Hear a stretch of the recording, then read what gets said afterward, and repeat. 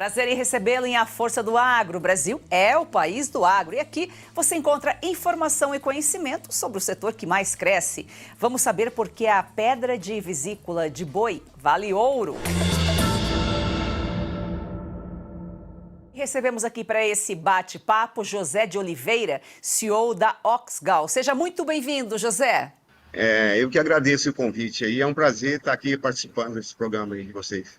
O José acabou de pousar em Lima, no Peru, e é de onde ele está gravando, conversando com a gente. Olha só, ela é tão preciosa que recentemente até virou alvo das quadrilhas pelo alto valor agregado. A pedra de vesícula de boi vale 3 vezes o preço do grama de ouro. 1 quilo é vendido por R$1 milhão.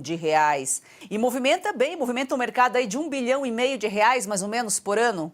E a Ásia é o principal destino, é só a Ásia que utiliza? Tem mais ou menos umas 2 semanas atrás, a gente foi na China, né? A gente chegou a Hong Kong, a gente foi até Shenzhen, onde a gente procurava parceiros, por exemplo, as grandes farmacêuticas, para a gente negociar as pedras de fel. Tem um valor mais agregado em relação a isso, mas não só a China, como até os Estados Unidos ou os outros países também, eles consomem esse produto também.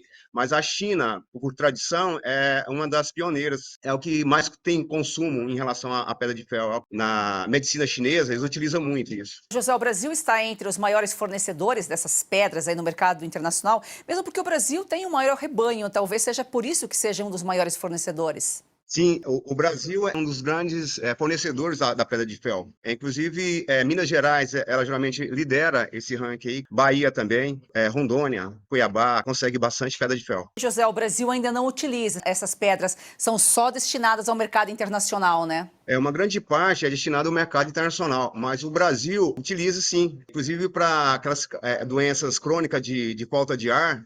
Tinha algumas pessoas, aqueles mais antigos, por exemplo, utilizam essas pedras para fazer esse tipo de medicamento, mas tradição mesmo é fora do Brasil, onde ela às vezes ela sai daqui do Brasil, é beneficiada e depois retorna em matéria-prima para os grandes laboratórios para a fabricação de remédios. Agora, José, a venda foi legalizada agora recentemente, né? Foi no governo Bolsonaro que a venda da pedra, do cálculo de boi, foi legalizada. Isso, exatamente. Há certo tempo atrás, não tinha uma lei específica para a gente vender a pedra de fel. Não tinha nem um KNAI. Tudo foi feito através do Bolsonaro. O que ele fez? Através do Cuiabano Lima, ele fez um pedido para o presidente Bolsonaro para legalizar, para dar uma olhadinha nas pedras de fel, onde é um mercado muito grande. E ele olhou com carinho isso aí e conseguiu, juntamente com a Tereza Cristina, legalizar a pedra de fel com o KNAI, para a gente poder, hoje a minha empresa ela é aberta, né, devido a esse trabalho que foi feito através do Bolsonaro, né, e sua equipe lá. Antes a venda era ilegal, mas sempre, há muito tempo, se vende a pedra de fel? Para você ter uma ideia, relatos que tem 2000 antes de Cristo já comercializa a pedra de fel.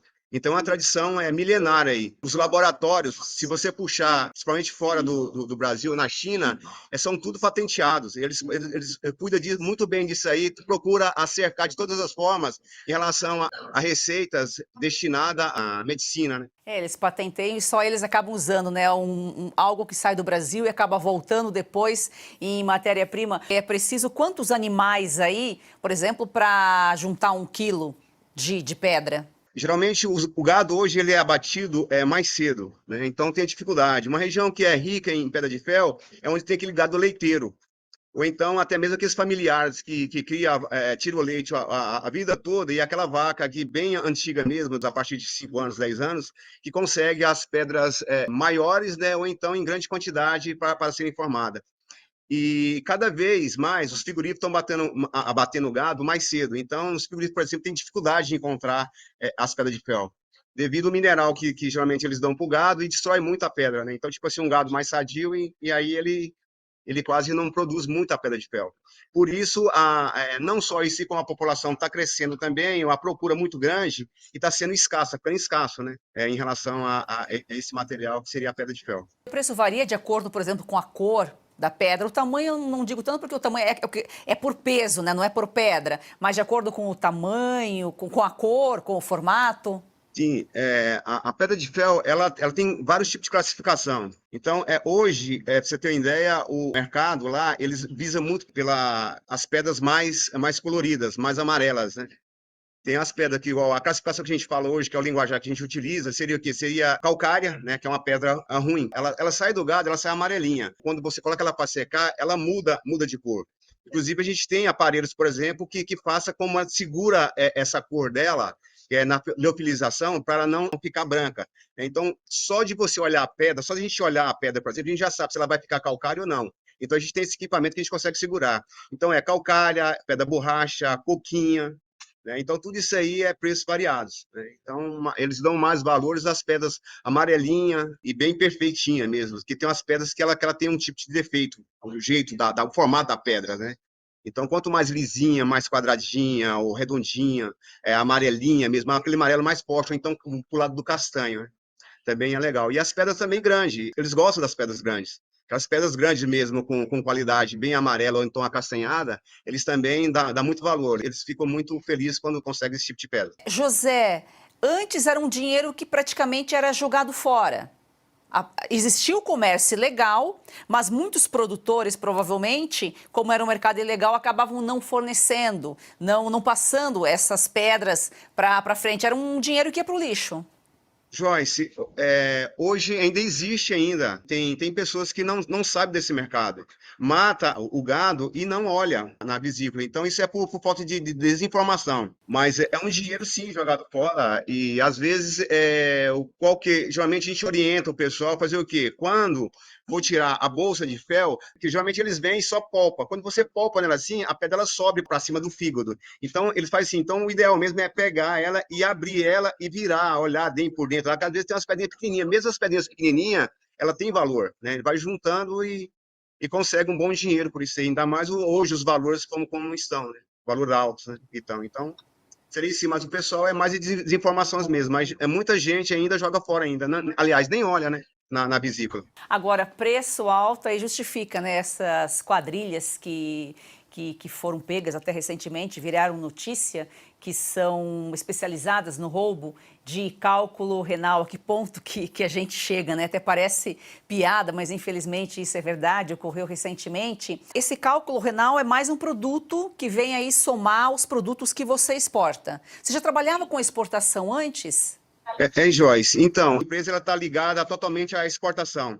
Você entendeu o seguinte, não é só o cálculo biliar, né, hoje. Hoje, o que a gente está fazendo? A gente está em contato com as farmacêuticas do governo chinês para a gente produzir aquele líquido que é jogado fora. Então, a gente pega esse líquido e faz o tratamento. A gente consegue fazer o pó desse líquido, geralmente para suprir o déficit de pedras de fel. Então, a gente consegue hoje fazer o pó do líquido de fel. Então, a nossa empresa hoje ela está trabalhando dessa forma e a gente vai fechar contrato com o governo chinês para exportar esse líquido. Mas aí você vai exportar o líquido e eles transformam em pó? Não, o pó ele é transformado aqui no Brasil. A gente chegou a liofilizar ele, mas a liofilização é muito demorada, né? A liofilização a gente consegue em torno de 60 a 70 a cada litro gramas.